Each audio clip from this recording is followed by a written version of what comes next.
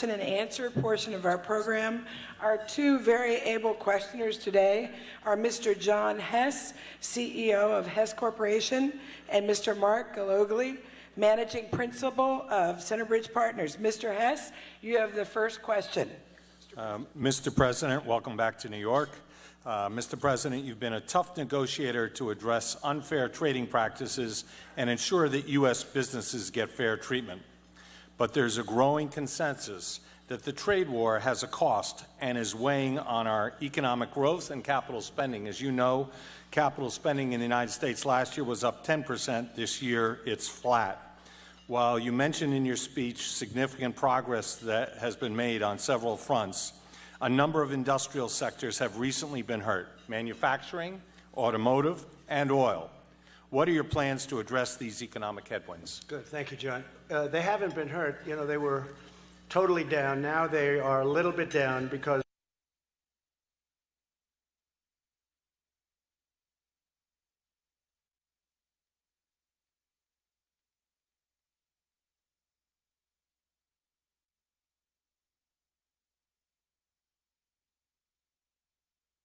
as a country. Now they are a little bit down because cost, John, would be if we did certainty of trade wars, but there is no uncertainty. Manufacturing, automotive. Haven't been hurt. You know, they were totally down. Now they are a little bit down because a little bit, perhaps, the uncertainty of trade wars, but there is no uncertainty. We're the bank that everybody wants to take from.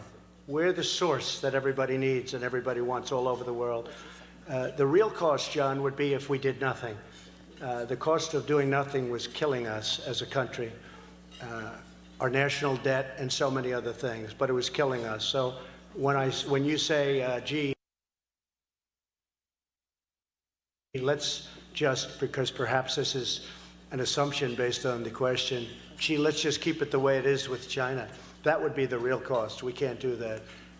One of the things I was able to do with China, as an example, we've taken in, I mean, we'll soon be up to $100 billion in tariffs, and you haven't seen inflation, and you haven't seen, in many cases, price increases. Our farmers, because I have a very good relationship with our farmers, our great American farmers, I call them patriots, they were hurt very badly by China because China targeted them because they were my vote, the whole middle of the country. It's a beautiful thing to see, I will say. But they targeted them. And I said to Sonny Perdue, our Secretary of Agriculture, Sonny, how much is it? He said, the year before last, it was $12 billion, and this year it's $16 billion in orders. I said, that's okay. Okay, Sonny, we're going to give them $28 billion. We're going to take it right out of the tariffs, and hopefully the farmers will say, thank you very much, China. And we distributed 2 years, $28 billion around to China, around from China, into our farmers and farms and ranchers and all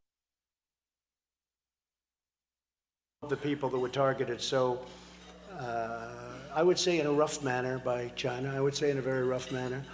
And now China's coming back, and as you know, they're already starting big buys, very big buys, and the farmers are very happy. The incredible thing with the farmers is they don't want a handout, but in this case, I thought it was something that I wanted to do, and I was able to do it. $28 billion, and after that, we had tremendous amounts of billions left over that we could use. Actually, we could use it for tax reductions. We could distribute it to people.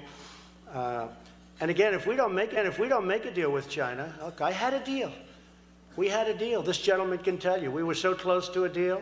The hard points were negotiated. Opening up China, intellectual property, all sorts of tremendous penalties. And then one day we get a call, 7 months ago. We get a call. They'd like to see us.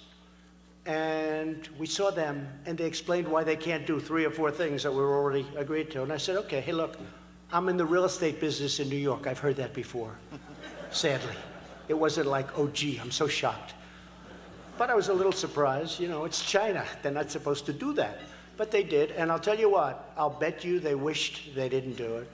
Then I put on 25% tariffs on everything coming in, on the first $250 billion of product. It's going to 15% very soon. And I tell this to Larry, I tell it to everybody. If we don't make it, to substantially raise those tariffs. They're going to be raised very substantially. And that's going to be true for other countries that mistreat us too, because we've been mistreated by so many countries. It's hard to believe. There are a few that haven't mistreated us. And blame them if you can get away with it. This is why I blame our past leadership. I don't know how it's gotten this way. So we'll have a trade deficit of, over the last, long period of time, close to $800 billion. Who ever heard of this? $800 billion of trade deficit. It's supposed to be the other way around. So we're changing it rapidly. It takes a while. You have statutory constraint. You have, in some cases, you take it to one phase, and then you have to, by law, wait 6 months before you can go to phase 2 and phase 3 and phase 4. But we've made a tremendous amount of progress, and we are respected on many fronts. We rebuilt our military, John, which is very important. We can all talk about trade. We can all talk about judges. We can all talk about everything we're doing. But if we don't have a military in this world today, you saw what we did with al-Baghdadi last week, and we have the greatest military force on earth. It was depleted when I took over. We have to spend money on the military. Otherwise, it's wonderful to have budgets, but if we don't rebuild our military, and we have rebuilt it, $700 billion, $716 billion the second year, and $738 billion this year, and our military will be at a level that nobody can even come close to competing with. And that's where we have to be. We had a military that was so depleted, so bad. The planes were so old, many of them didn't fly. I could tell you stories about ammunition. They didn't have ammunition. We had a real problem. Well, we have to do that. Otherwise, everything we talk about doesn't matter. Because we have some very big, very powerful players. I'm not talking about radical Islam. I'm talking about beyond radical Islam. We have to look at the even bigger picture. But we handle radical Islamic terrorism in addition.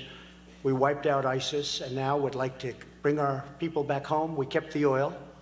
We kept the oil. We want to bring our people back home. But when I took over 3 years ago, ISIS was all over various parts of the Middle East. I'd show you a map. It was put as a certain color, and that color was very predominant. And now that color doesn't exist. Now you're going to have offshoots, and they'll start building up again. And it would be nice if other countries could handle it, but maybe they won't. But we've decimated ISIS and captured many. But we've decimated ISIS, and we're going to have to keep it that way. That's why we got the leader, al-Baghdadi, who, when you saw those orange jumpsuits with the cutting off of the heads, standing on the beach, many young men in this case, that was all Baghdadi. And we also got his second.